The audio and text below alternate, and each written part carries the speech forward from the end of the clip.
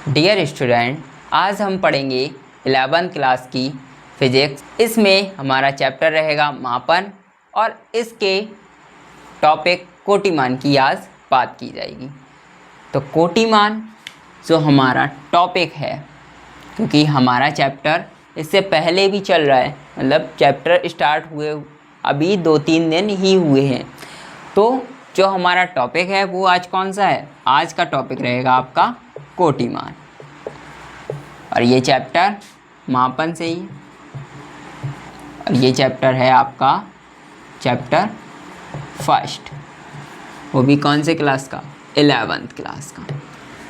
तो इतनी चीज़ आपको ध्यान रखनी है कि 11th क्लास आपके लिए उतना ही इम्पोर्टेंट है जितना कि 12th आपको बोर्ड एग्ज़ाम पास कराने के लिए तो हेल्पफुल है ही, मतलब वो तो उसी से आना है। लेकिन अगर आपको आगे कुछ करना है तो आपको 11th क्लास अच्छे से आना चाहिए, क्योंकि 12th से केवल आप बोर्ड एग्ज़ाम पास कर सकते हैं, लेकिन 11th अगर आपको अच्छे से आता है तो आप आगे बहुत अच्छे से पासिंग हो सकते हैं। तो इतनी चीज़ आपको ध्यान रखनी है कि बिल्कुल भी स्किप ना करें। तो कोटिमान हमारा क्या रहता है? अब कोटिमान है तो इसमें आपको दिख रहा होगा कि कोटि रही होगी। कोटि मतलब हमारी पावर्स रहेंगी, इसमें आपकी जो काउंट की जाएंगी वो पावर्स काउंट की जाएंगी। अब पावर्स सभी पे लग सकती हैं, तो पावर्स केवल और केवल किस पे? केवल 10 पे जो भी पावर्स लगी हों, मतलब बेस कितना रहना चाहिए? आधार कितना हो? 10 हो, और ऊपर उसके क्या लगी होनी चाहिए? घात लगी होनी चाहिए। तो इस कंडीशन में जो हमें मिलेगा वो हमारा कहलाएगा क्या? कोटिमान।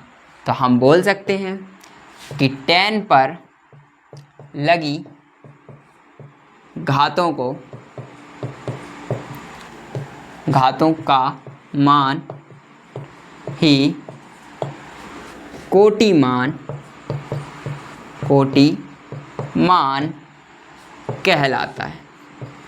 बस आपको इतनी चीज़ याद रखनी है। यहाँ से आपको डेफिनेशन नहीं पूछी जाएगी, आपसे केवल और केवल यहाँ से न्यूमेरिकल आ सकता है, वो भी मात्र 1 नंबर में 11th क्लास के लिए। जब आप आगे देखेंगे तो आपको फिर उस हिसाब से बताया जाएगा।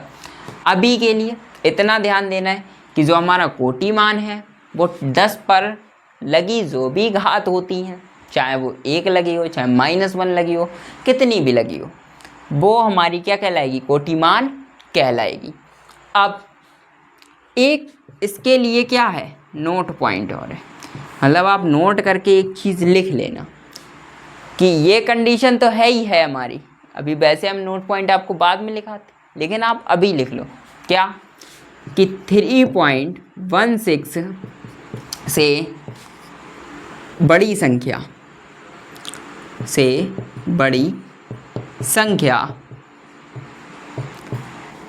10 पे पावर 1 में गिनी जाती है। ये आपको न्यूमेरिकल में हेल्पफुल रहेगा, इसलिए मैं आपको बता रहा हूँ। ये वाला पॉइंट इम्पोर्टेंट है बहुत ज़्यादा। कैसे? अभी वो आपको बताऊँगा। 3.16 से अधिक अगर आपकी कोई भी संख्या आ रही है तो वो आपकी 10 की पावर 1 में काउंट की जाएगी। इतनी बात क्लियर हुई? अब जैसे कि हम बात कर लेते हैं एग्जाम्पल्स के तौर पे अपने न्यूमेरिकल्स की। अब जैसे मैं आपसे बोलूं कि 6 × 10 पे पावर 5, हम 2-3 एग्जाम्पल लिख ले रहे हैं। जैसे 3 × 10 पावर 2, अगला एग्जाम्पल थर्ड 2 × 10 पे पावर 7, नेक्स्ट 3.717 × 10 पावर 8। तो इन सभी के क्या बताने? हमें कोटिमान बताने। अब देखो भाई, कोटिमान हम कैसे करके बताएंगे? तो ये देखो, ये 6 आ गया, ये तो है ही आपका 10 पे पावर फिक्स तो है ही आपका, मतलब 10 पे पावर जो भी है वो तो है ही कोटिमान आपका। लेकिन इनको और देखो, ये क्या है? आप ये 6 आया और यहाँ पर हमें वैल्यू किससे ज़्यादा अगर आएगी तो 1 में काउंट किया है 3.16, ये तो 6 इससे ज़्यादा है, तो इसका आंसर क्या होगा 10 पे पावर 1 ये और 10 पावर 5 ये। तो टोटल आपको पता है मल्टीप्लाइंग पावर्स जुड़ती हैं, तो 10 पे पावर 6 हो जाएगा। तो इसका कोटि मान कितना आया 6 आया।